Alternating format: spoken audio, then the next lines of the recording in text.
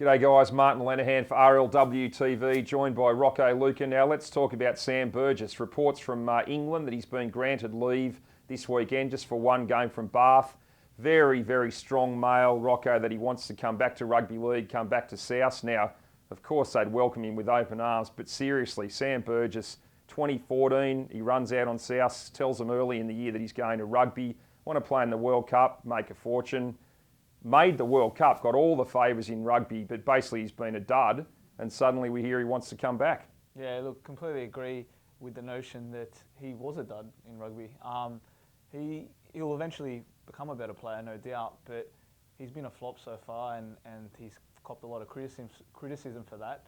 South would welcome him back, but we can't just have these guys walking out on deals and chasing a dream and now coming back 12 months later. It's just not the right thing to do, and I just don't agree with it. Well, he's got a couple more years left at Bath, but again, only reports, but it would seem that he's quite happy to leave them in the lurch and come back to league.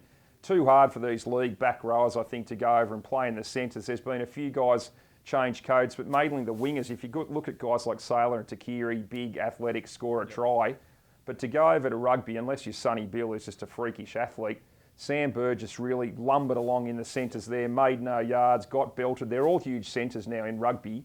It was never going to be that easy. Suddenly it just looks like he's decided come back to where it's all good back at South. So how are they going to accommodate him for a start in the salary cap? Yeah, well, I think they'll make do. They'll do what they have to accommodate him, but I just don't agree with it. And he's been given leave until the 2nd of November, and you have to suggest there that he's sort of trying to sort out his future now. So I think the likelihood is he'll be back in the NRL next year. Come on, Sam. Stick it out, mate. Stick with rugby.